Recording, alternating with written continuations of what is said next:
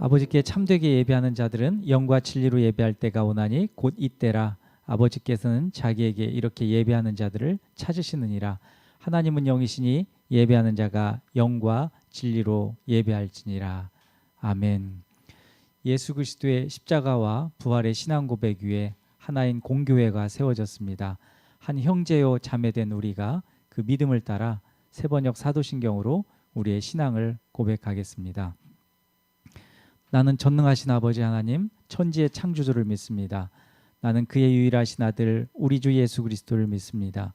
그는 성령으로 잉태되어 동정녀 마리아에게서 나으시고 본디오 빌라도에게 고난을 받아 십자가에 못 박혀 죽으시고 장사된 지 사흘 만에 죽은 자 가운데서 다시 살아나셨으며 하늘에 오르시어 전능하신 하나님 우편에 앉아 계시다가 거기로부터 살아있는 자와 죽은 자를 심판하러 오십니다. 나는 성령을 믿으며 거룩한 공교회와 성도의 교제와 죄를 용서받는 것과 몸의 부활과 영생을 믿습니다. 아멘.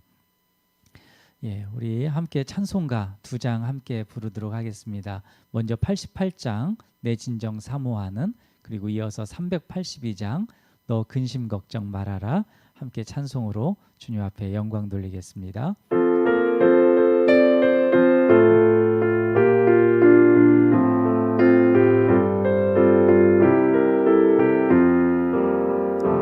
내 진정 사모하는 친구가 되시는 구주 예수님은 아름다워라. 산 밑에 백합화요 빛나는 새벽별 주님 영원할 길 아주 없도다. 내 맘이 아플 적에 큰 위로 되시며 나 외로울 때 좋은 친구라. 주는 저 산 밑에 백합 빛나는 새벽별 이 땅 위에 비길 것이 없도다. 내 맘의 모든 염려 이 세상 고락도 주님 항상 같이 하여 주시고 시험을 당할 때에 악마의 계교를 즉시 물리치사 날 지키시네. 온 세상 날 버려도 주 예수 안 버려 끝까지 나를 돌아보시니. 주는 저 산 밑에 백합 빛나는 새벽별 이 땅 위에 비길 것이 없도다. 내 맘을 다하여서 주님을 따르면 길이 길이 나를 사랑하리니. 물불이 두렵지 않고 창검도 겁없네. 주는 높은 산성 내 방패시라. 내 영혼 먹이시는 그 은혜 누리고 나 친히 주를 뵙기 원하네. 주는 저 산 밑에 백합 빛나는 새벽별 이 땅 위에 비길 것이 없도다. 아멘. 너 근심 걱정 말아라 함께 찬송하면서 주님이 주시는 은혜 또 주님께 영광을 올려드리겠습니다. 너 근심 걱정 말아라 주 너를 지키리. 주 날개 밑에 거하라 주 너를 지키리. 주 너를 지키리. 아무 때나 어디서나 주 너를 지키리. 늘 지켜주시리. 어려워 낙심될 때에 주 너를 지키리.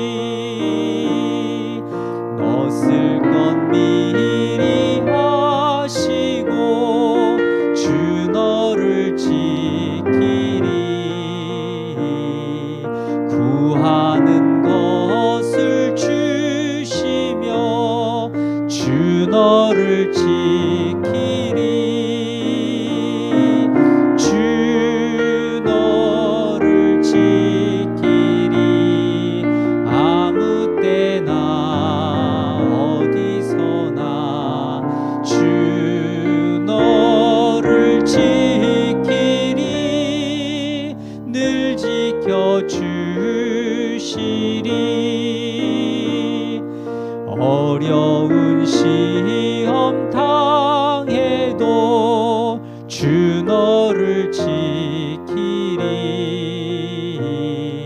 구주의 품에 거하라. 주 너를 지키리. 주 너를 지키리. 아무 때나 어디서나 주 너를 지키리. 늘 지켜주시리.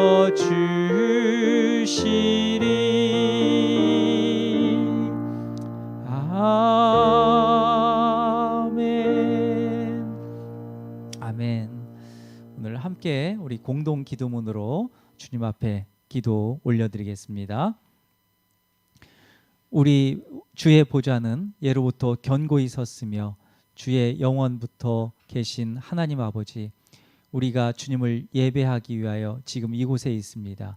이 시간 주님만을 경배하는 마음을 주시고 우리의 찬송을 통해서 주님 홀로 영광 받으시옵소서. 오늘부터 시작되는 2020 가을맞이 감사 말씀 시리즈를 통하여 깊어가는 가을에 더 많은 감사로 기쁨과 행복을 회복하게 하옵소서. 11월 한 달을 감사로 채우게 하시며 감사의 훈련을 통하여 우리의 인격과 삶이 더 깊어지고 성숙되게 하옵소서. 코로나19로 10개월 동안을 지나왔습니다. 아직도 끝이 보이지 않는 이 시점에 오직 구원의 하나님만을 바라봅니다. 우리나라와 민족 그리고 세계 가운데 하나님의 섭리의 팔을 펴셔서 전염병이 퇴치되고 공존과 상생의 경제가 펼쳐지도록 도와주옵소서. 긍휼의 하나님, 한국교회에 오시옵소서. 오셔서 참된 교회와 성숙한 그리스도인으로 세워주시고 복음의 전파와 사회적 책임을 다하며 살 수 있도록 은혜를 내려주시고 세상의 소금과 빛의 역할을 다하도록 은혜를 내려 주옵소서. 오늘 또 주님의 말씀을 듣습니다. 목사님께 성령님께서 함께하여 주시고 듣는 우리에게는 예수 그리스도의 복음의 역사가 크게 임하게 하옵소서. 예수 그리스도의 이름으로 기도합니다. 아멘.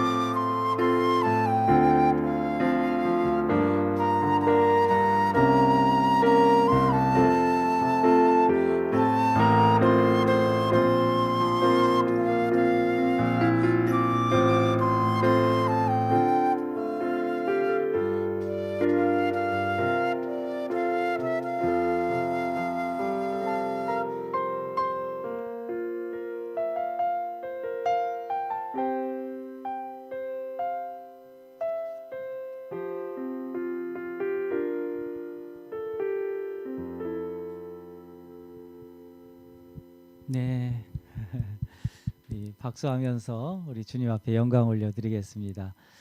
우리 두려운 마음이 있더라도 주님께 발을 떼는 그런 용기, 믿음 우리에게 있었으면 좋겠고요. 또 오늘도 이 방송이 원할지 못해가지고 아주 진땀을 좀 초기에 뺐는데 하여튼 하나님께서 또 이렇게 은혜 주셔서 이렇게 좀 진행할 수 있게 또 예배할 수 있게 해준 것 또 감사하면서 우리 또 예배 더 깊게 나아갔으면 좋겠습니다. 감사의 예물들과 함께 찬송하면서 주님께 예물 드리도록 하겠습니다. 감사의 예물 들고 주 성소 들어가리 흑암에 갇힌 내 영 살리신 우리 주님 영과 진리의 예배와 예물 기쁨의 향기 되어 복음의 열매로 내 삶과 온 땅이 복되게 하소서. 아멘. 하나님 아버지, 오늘 또 우리 11월 이제 첫 주로 들어오면서 주님 앞에 지금껏 인도하신 하나님, 또 앞으로도 인도하실 그 주님의 놀라운 섭리를 또 감사하며 기뻐하며 모든 예물을 올려드립니다. 주님, 이 드려진 손길들마다 정성마다 하나님께서 큰 은혜로 축복하여 주시옵시고 갈 길을 예비하여 주시옵시고 또 가는 곳마다 하나님께서 주시는 큰 은혜 가운데 야곱이 돌담을 쌓고 거기에서 주님을 예배했던 것처럼 그런 큰 축복이 가는 길 골목골목에 있도록 넉넉하게 있도록 인도하여 주옵소서. 또한 가정경제도 주님께서 크게 축복하여 주옵시고 에베네셀의 하나님 여호와일의 하나님께서 늘 동행하시고 섭리하시고 하늘의 가장 좋은 것으로 땅에 기름진 것으로 그렇게 채우시고 흔들어서 누르셔서 그렇게 하나님 복을 받는 큰 은혜 있도록 인도하여 주옵소서.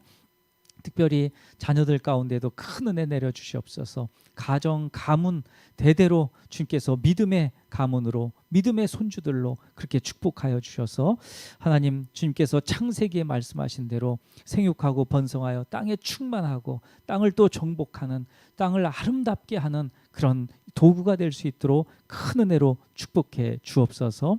우리 또 수능 공부하고 있는 또 수험생들에게 주께서 자녀들 가운데 찾아가 주셔서 힘을 주시고 용기를 주시고 확신을 주옵소서. 주께서 끝까지 함께 하신다는 것을 믿고 그렇게 주님만을 바라보며 걷게 하여 주옵시고 또한 올해 귀한 기쁨의 소식들이 그렇게 전해질 수 있도록 큰 은혜 베풀어 주옵소서. 또한 취업과 또 사업과 모든 것들로 하나님 그 앞으로 전진해가는 그런 주님의 백성들 가운데 함께하여 주셔서 그 앞길 주님께서 크게 축복하여 주옵시고 걱정 근심하지 않도록 주님께서 활짝 열어주시는 소망의 문으로 그렇게 걷도록 인도하여 주옵소서. 특별히 하나님 그 일터 가운데 함께하여 주옵소서.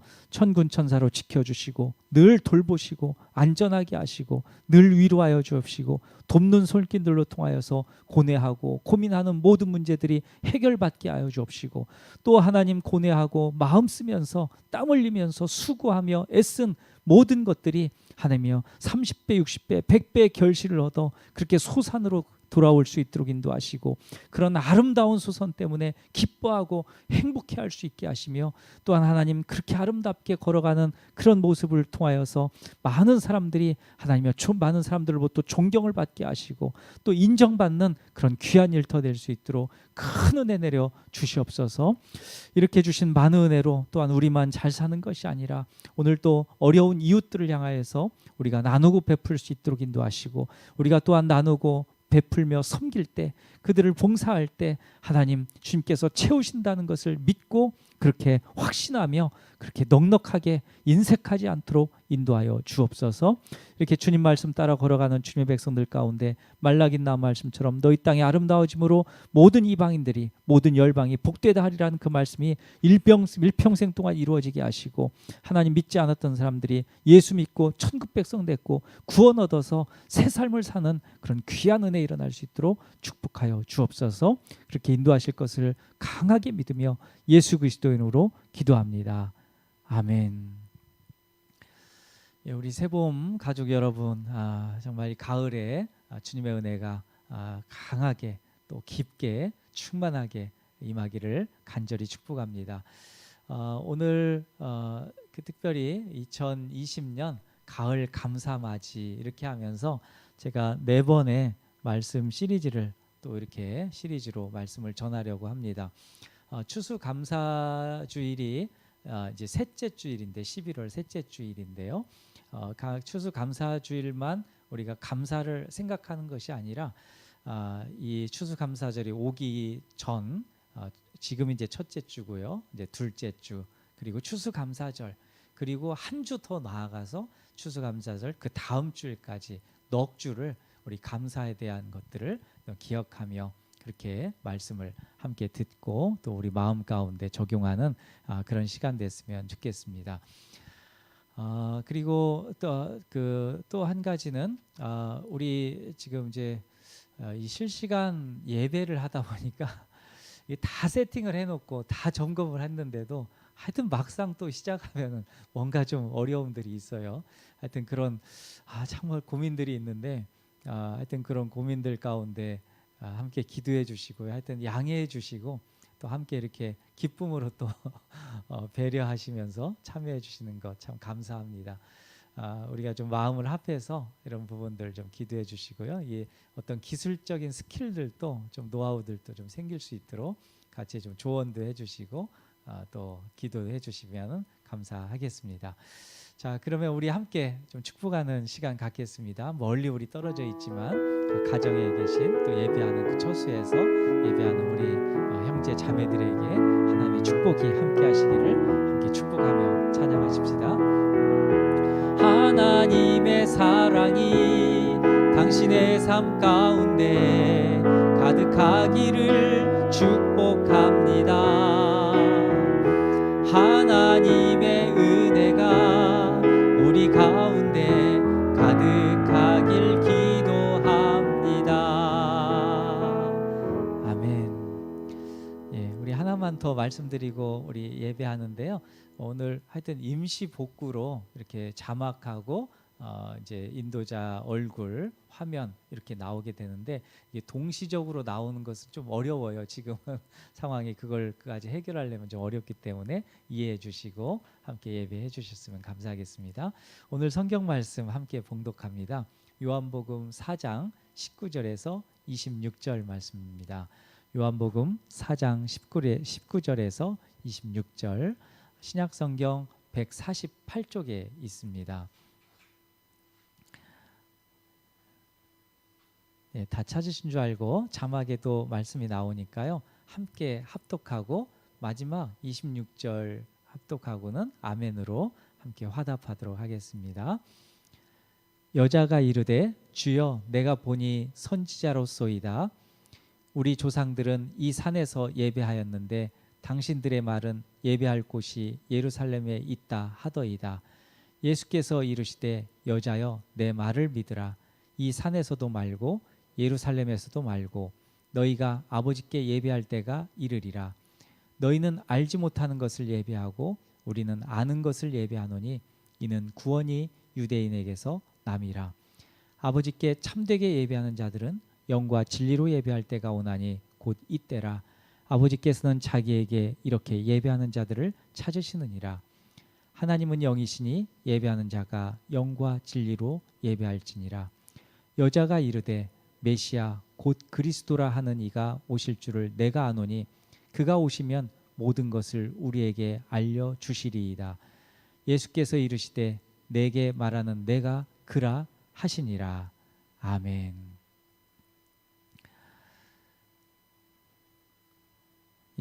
오늘 올해 달력을 우리 한 장 넘기니 이제 가을이 훌쩍 깊어졌습니다. 오늘 비도 오니까요, 낙엽도 더 많이 떨어진 것 같고 가을이 한층 더 깊어진 것이 사실입니다. 올해는 코로나19 상황 때문에 일상에 큰 변화를 경험했습니다. 계절의 흐름도 느끼지 못할 정도였습니다. 그렇지만 가을이 오는 것은 코로나 전염병도 막지 못했습니다. 바야흐로 가을입니다. 그리고 가을의 마지막 깊은 곳으로 우리는 걸어가고 있습니다. 가을은 수확의 계절입니다. 땀 흘리며 수고했던 것들을 거두는 시간이죠. 그러면서 우리는 삶이라는 마당에서 사는 자신의 존재를 발견합니다. 가을이 가져다 준 소중한 깨달음입니다. 이 앞에서 우리는 감사하게 되죠. 그동안 걸어온 길에 대한 감사이며 앞으로도 걸어갈 수 있다는 확신, 그리고 지금 여기에 하나님의 사랑으로 창조된 아름다운 존재로서 서 있다는 감사, 그것이 어우러져 있는 것이 가을의 계절인 것이죠. 우리 신앙적으로 볼 때 절기, 이것은 신앙의 계절과도 같습니다. 기독교 절기의 시작은 11월 말 그리고 12월 초쯤에서 시작되는 대강절 또는 대림절이라고 하는데, 이 대강절부터 시작됩니다. 예수 그리스도께서 이 땅에 오셔서 우리를 구원하시기 위해서 사람의 옷을 입고 오신 날인 그 크리스마스를 기다리는 그 시간으로 이 넋주를 가게 되죠. 서방교에서는 예수님이 오신 날을 크리스마스로 하지만 동방교에서는 새해 1월 6일 거기를 주연절 시점으로 잡습니다. 그러니까 주연절의 빛으로 오신 예수님을 묵상하며 걷게 되는 것이죠. 그리고 이게 크리스마스 주연절이 지나면 사순절을 또 보내게 됩니다. 사순절을 통해서 예수 그리스도의 십자가의 고난을 바라보며 그 보혈을 묵상합니다. 그리고 한 주간의 고난 주간이 지나면 부활주일을 맞이하죠. 이날이 동시적으로 또 맥주 감사주일, 이 고난주일이 지나고 부활주일이 되고, 그리고 부활 후에 50일째 되는 날, 그때 성령 강림 주일이죠. 성령께서 강림하신 날, 그 오순절, 이날이 동시적으로 맥주 감사주일입니다. 맥주 감사절은 봄에 지내는데 첫 수확에 대한 감사이죠. 그리고 예수님의 십자가의 부활, 죽음과 부활, 그리고 성령님의 오심으로 복음이 완성됩니다. 그것을 또 감사하며 걷는 것이죠. 그렇게 성령님과 함께 25주를 걷게 됩니다. 그 끝에 추수감사주일이 있습니다. 그리고 다시 크리스마스를 기다리는 대강절이 옵니다. 이렇게 기독교 절기는 순환하는 것이죠. 대강절, 크리스마스와 주연절, 사순절과 고난주간과 부활주일, 그리고 성령 강림주일과 맥주감사주일, 그리고 성령님과 함께 걷다가 추수감사주일을 맞고, 이런 점에서 기독교 절기는 감사에서 시작해서 감사로 끝난다, 이렇게 이야기해도 무방하다 생각이 듭니다. 특히 봄에 맞는 감사, 그리고 가을에 맞는 감사를 통해서 하나님의 은혜를 더욱 깊게 묵상하게 됩니다. 기독교 절기의 흐름이 주는 그런 유익이 있습니다. 기독교 절기는 1년 동안 감사를 훈련하게 됩니다. 때를 이해하며 또 주신 은혜를 묵상하며 감사를 되찾게 되는 것이죠. 2주 후에는 우리 추수감사주일을 맞게 되는데요.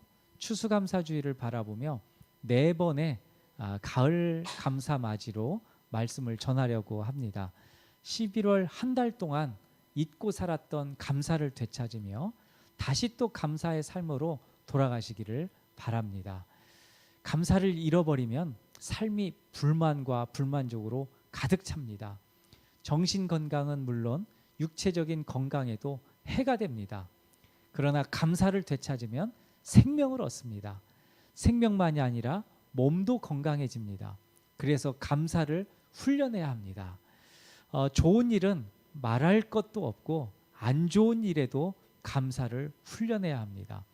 하나님은 나쁜 일을 통해서도요 말씀하시고, 그 나쁜 일을 통해서 더 좋은 길로 갈 수 있도록 또 돌파구를 마련하시고 디딤돌이 되게 하시기 때문에 그렇습니다. 깊어져가는 가을에 감사를 되찾으십시다. 그리고 감사하며 사십시다. 일상에서 감사가 넉넉히 이어지기를 축복합니다. 이 정도 해도 설교가 다 맞춰진 것 같아요. 감사로.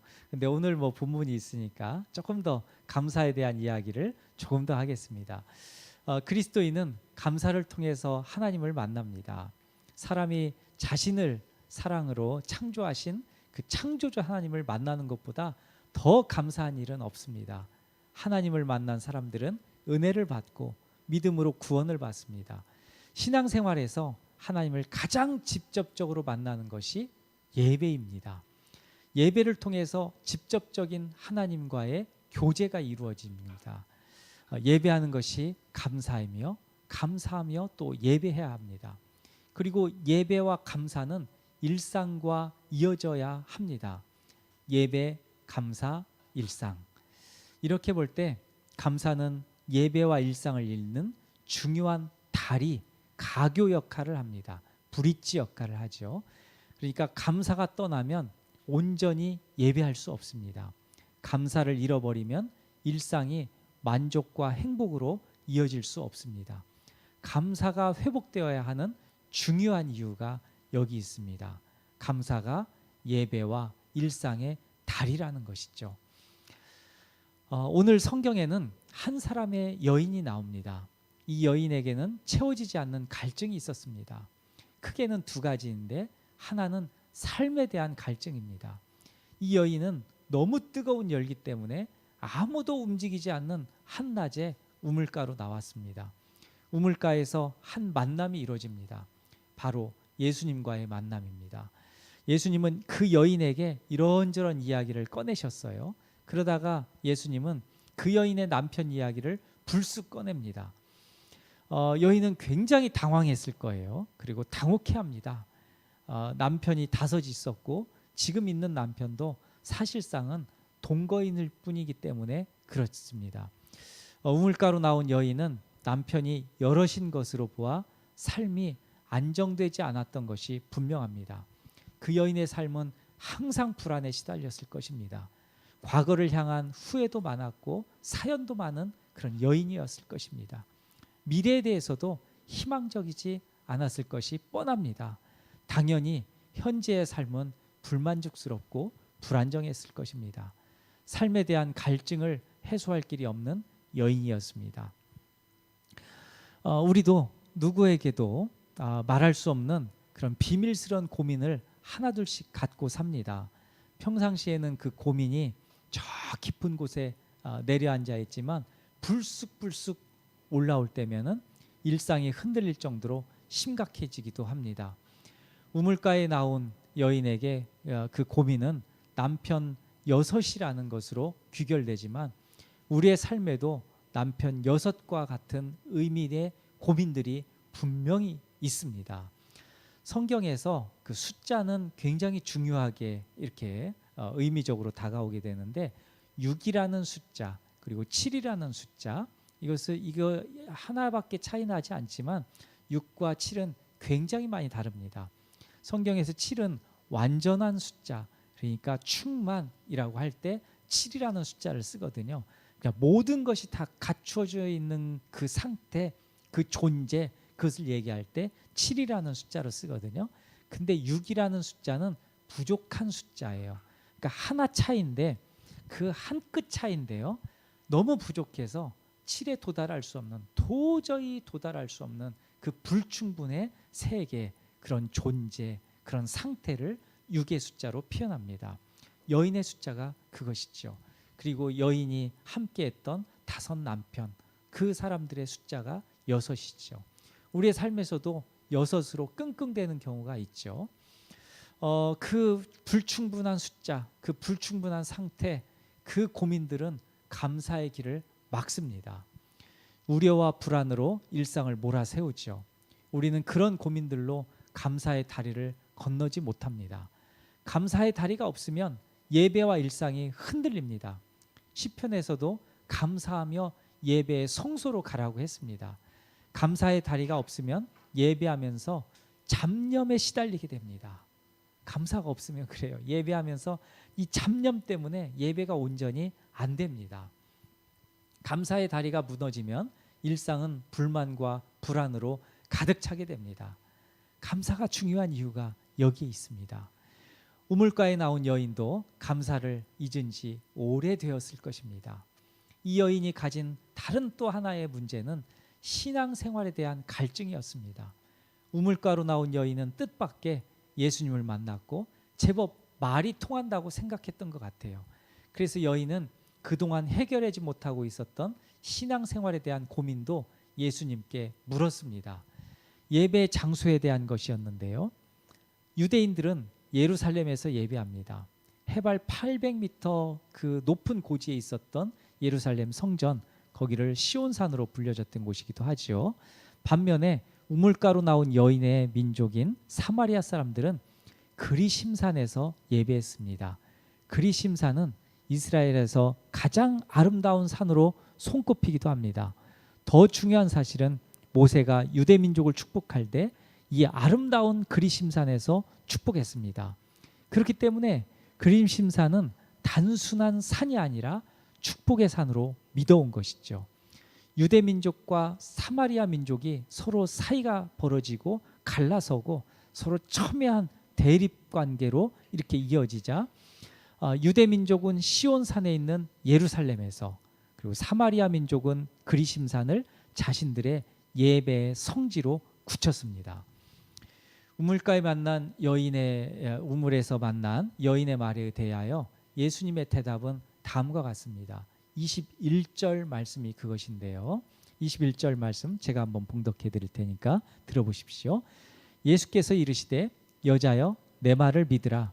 이 산에서도 말고 예루살렘에서도 말고 너희가 아버지께 예배할 때가 이르리라. 아멘. 예수님의 그 관심은 장소가 아니었습니다. 예수님도 예루살렘도 그리심산도 아니었습니다.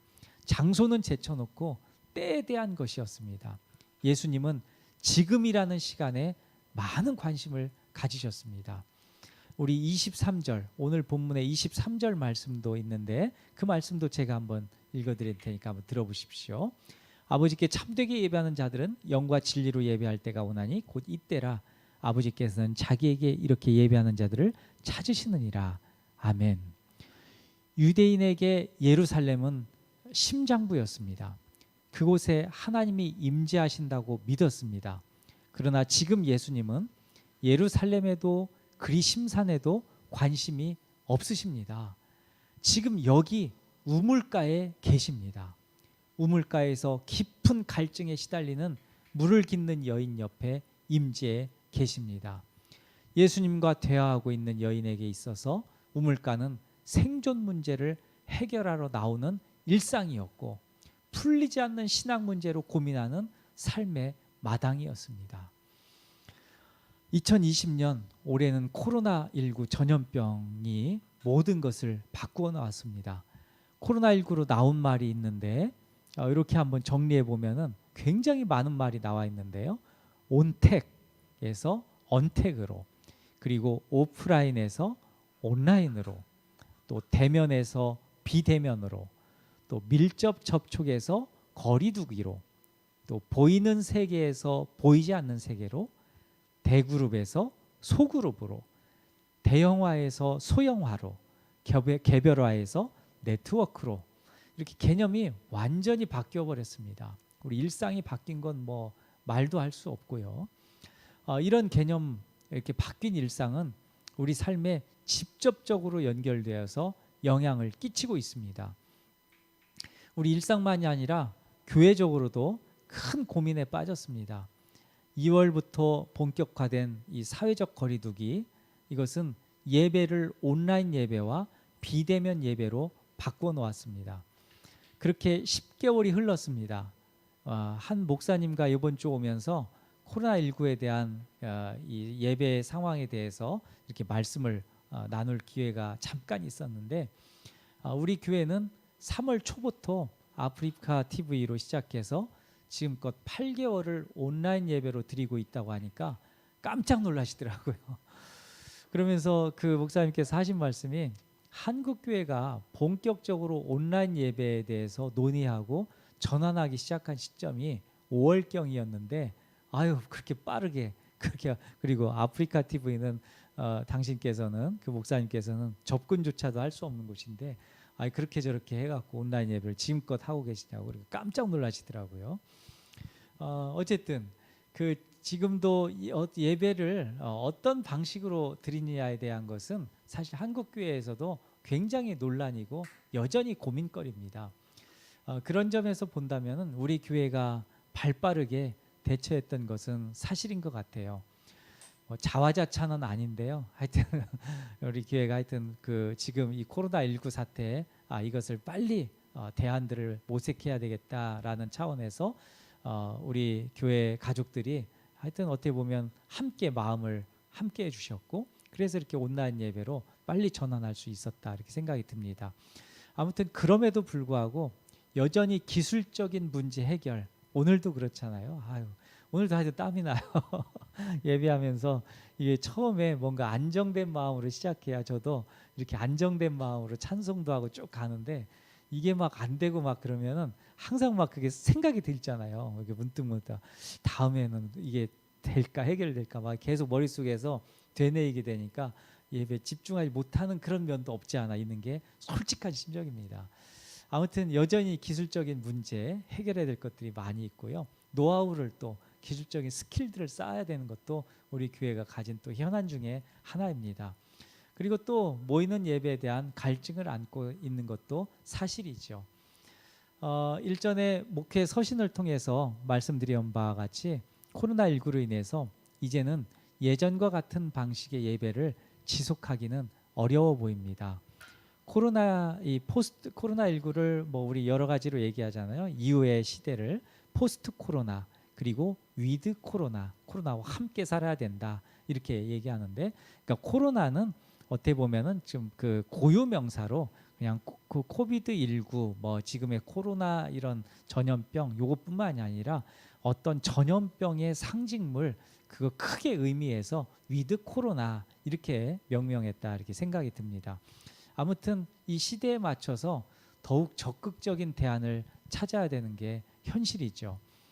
근데 우리는 성경에서 답을 얻습니다.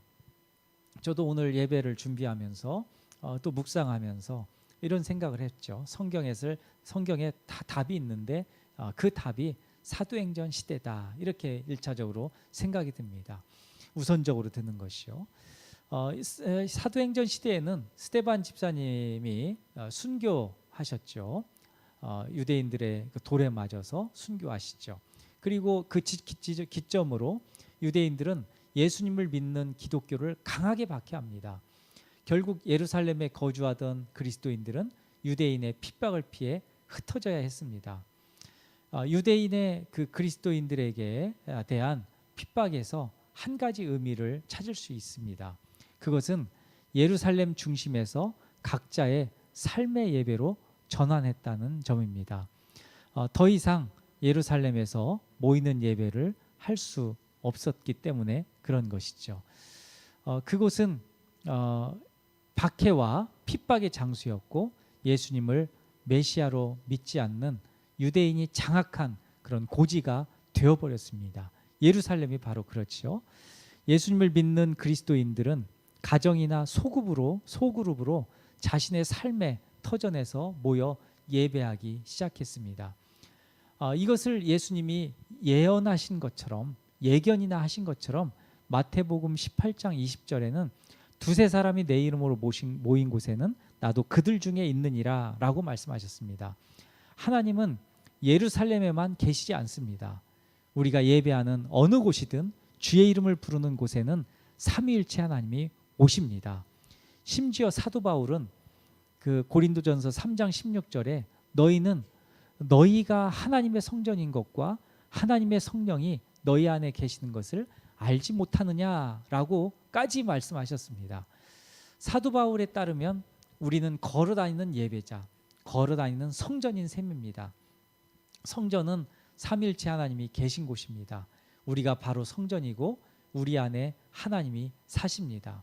그러니 코로나19 상황으로 어디서 예배할 것인가에 대하여 논쟁하는 것은 어떻게 보면 소모적일 수 있습니다. 오히려 교회의 사명인 복음 전파 그리고 사회적 책임이라는 이 두 가지 저울을 놓고 균형 잡힌 그리스도인으로 예배하며 사는 것이 강조된 시대이고, 그렇게 그리스도인이 살아야 된다.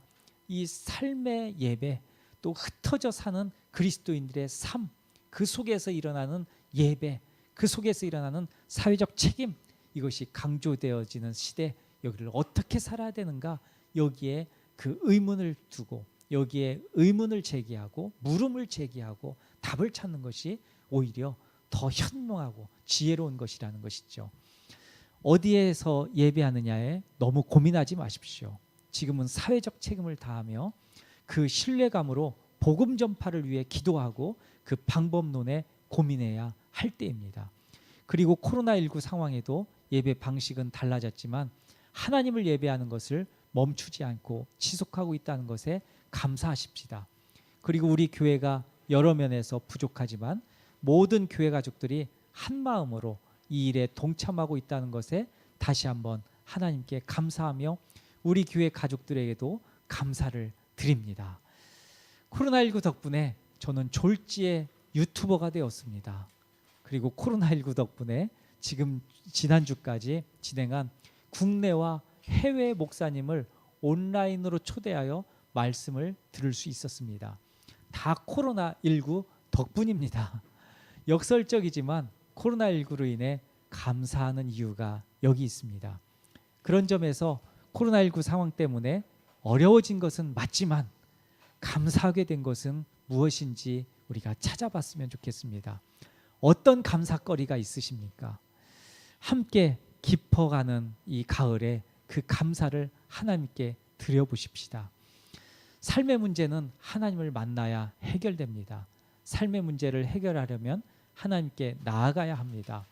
우물가의 여인은 예수님께 삶과 신앙의 문제로 갈증을 호소했습니다. 그러나 이 장면은 우리는 크게 감사하게 될 사건입니다. 여인이 주님을 찾아간 것이 아니라 예수님이 친히 여인에게 찾아오셨다는 사실 때문에 그렇습니다. 오늘 설교 제목이 찾아오심에 감사입니다. 우리의 삶의 문제와 신앙의 고민을 해결해 주시기 위해서 주님이 친히 찾아오셨다는 것, 이보다 더 기쁜 소식은 없습니다. 이보다 더 감사한 것이 또 있을까요?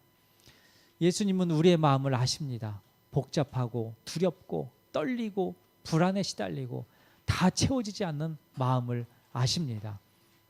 예수님은 우리의 현실을 아십니다. 항상 결핍으로 시달리고 있는 우리의 삶의 정황을 아시는 것이죠. 예수님은 그런 우리를 찾아오셔서 안아주십니다. 자신의 삶에 찾아오신 예수님을 향해 여인을 이렇게 주님께서 말씀하시죠.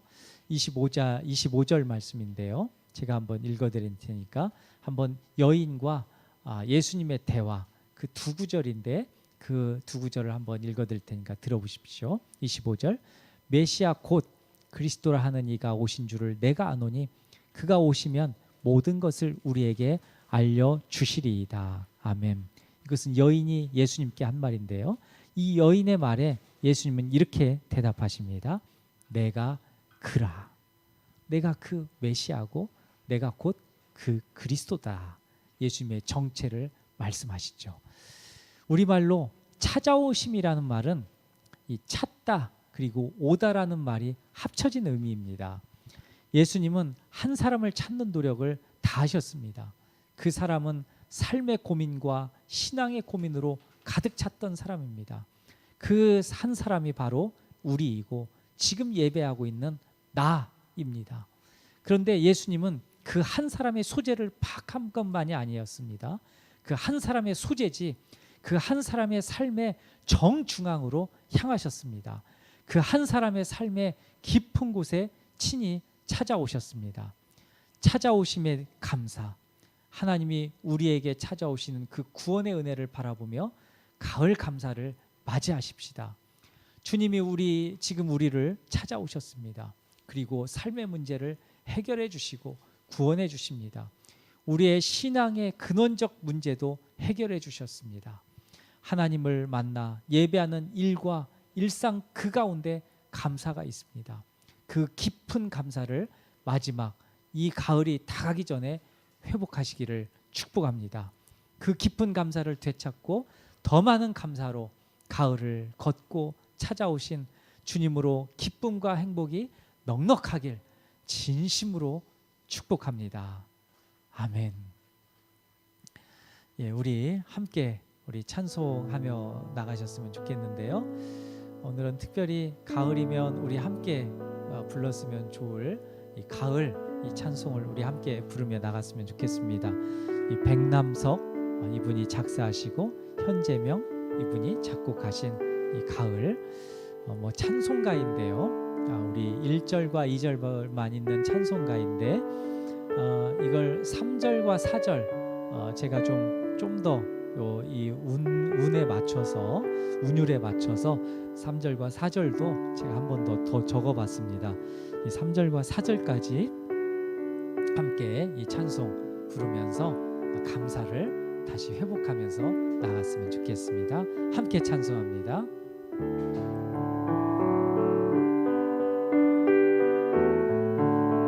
가을이라 가을바람 가을이라 가을바람 솔솔 불어오니 푸른 잎은 붉은 치마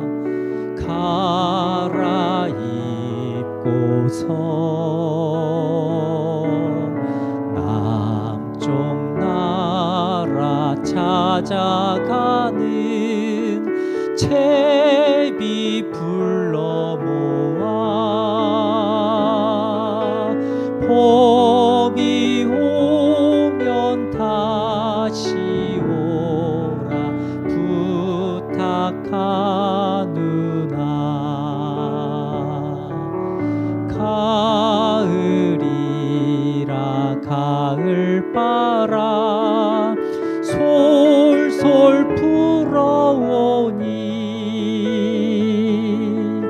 밭에 익은 곡식들은 큰빛 같구나 추운 겨울 지낼 적에 우리 먹이려고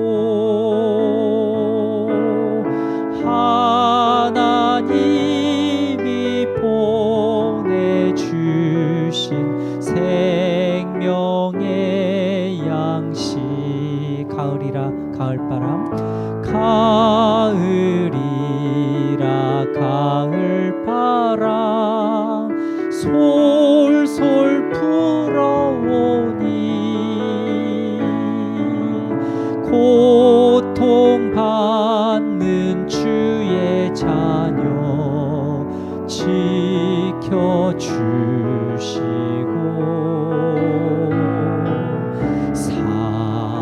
사랑으로 인도하사 주를 의지하니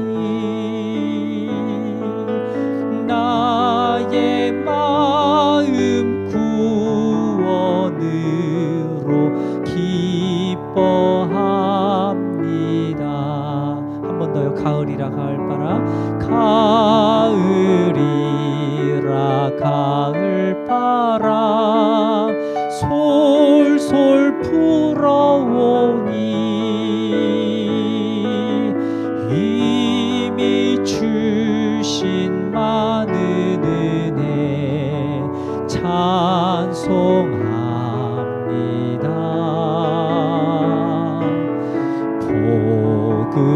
복음으로 구원받은 생명들이어서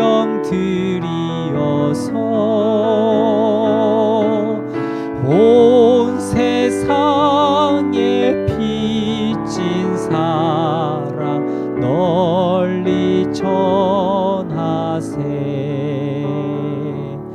아멘. 우리 함께 합심해서 함께 기도하며 나가십시다. 하나님, 우리 가을, 이 깊어가는 가을에 찾아오신 주님, 이 주님으로 인하여서 우리 과거로 또 현재로 미래로 불안해하고 안타까워하고 모자라해서 애타하고 불만족스럽고 그래서 화가 나는 이 시기에 주님이 찾아오셔서 우리에게 감사의 다리를 놓으시고 다시 예배를 회복시키시며 우리 일상의 삶을 회복시켜 주셔서 만족하게 하시는 그 주님이시라는 것을 우리가 믿으며 말씀 들은 것을 우리가 마음에 붙들고 또 찬송하면서 깨닫게 된 것을 마음에 붙들고 함께 기도하며 나가십시다. 함께 기도합니다. 하나님 아버지, 이 깊어져가는 가을에 우리 감사를 회복하기를 원합니다. 찾아오시는 그 주님으로 인하여서 감사합니다. 우리가 주님을 찾아갈 수 없고 찾아갈 능력도 안 되지만 주님이 우리 가운데 찾아오셔서 일상 가운데 우리 마음 가운데 우리 정신세계 가운데 우리 육체 가운데 찾아와 주신 그 주님 참으로 감사합니다. 코로나19 사태로 하나님 많은 것들이 어렵고 많은 것들이 하나님 할 수 없는 그런 상황, 제한된 상황을 걷고 있지만 그럼에도 우리 가운데 그로 인하여서 또 새롭게 일어나는 그 감사, 이것 때문에 코로나19도 우리를 막지 못하고 신앙과 또 우리가 주님을 찾아가는 이 길목을 막지 못하는 것을 또한 깨닫게 하심을 또한 감사합니다.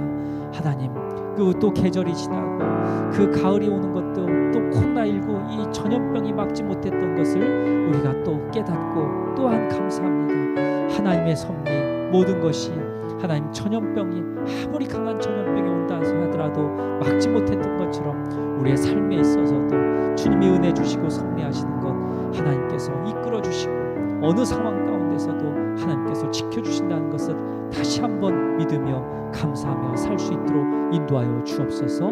감사 회복되게 하여 주옵소서. 감사의 다리를 놓기로 인도하여 주옵소서. 주님, 우리가 그 감사를 회복하며 나아가길 소망합니다. 갈망합니다. 오셔서 우리 가운데 인도하여 주옵소서. 하나님 아버지, 이 깊어진 가을에 우리가 감사의 다리를 다시 놓게 하시고 감사를 회복하게 하시고 잃어버렸던 감사를 다시 되찾게 인도하여 주옵소서.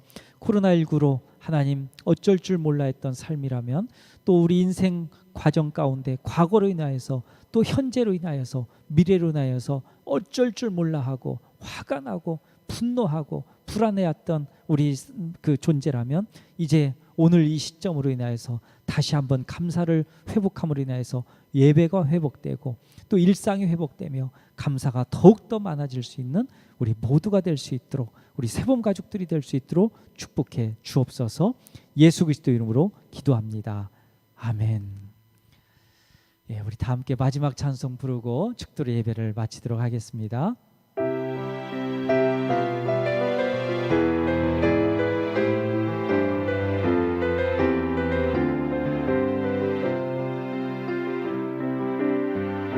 주 안에 우린 하나 모습은 달라도 예수님 한 분만 바라네.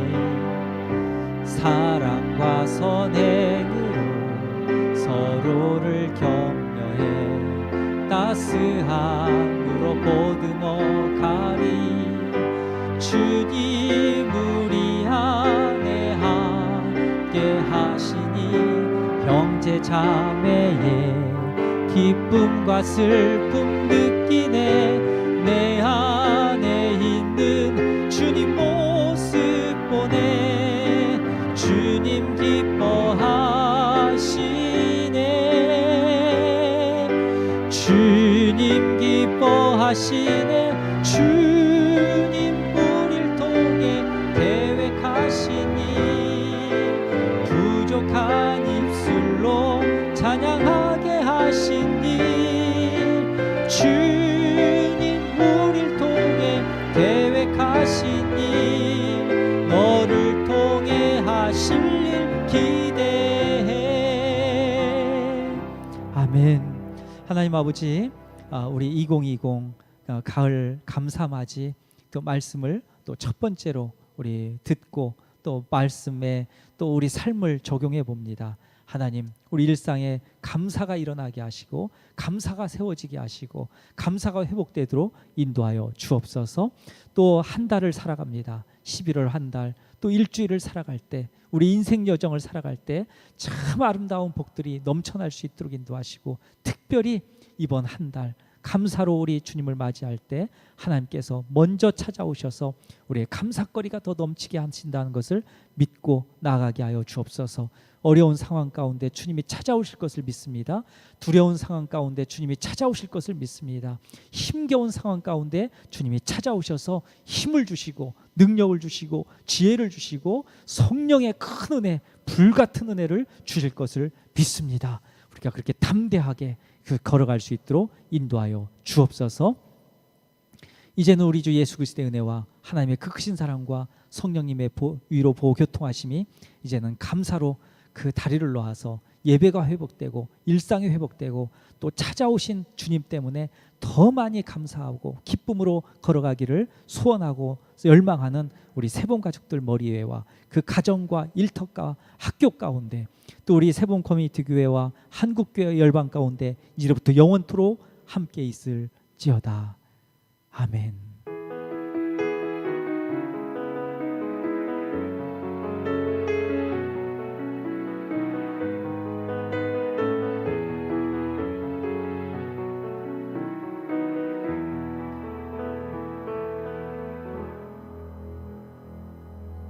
우리 세봄 가족 여러분, 한 달 동안 힘내십시오. 용기 내십시오. 하나님이 찾아오셔서 함께 하실 것입니다. 샬롬, 평안하십시오.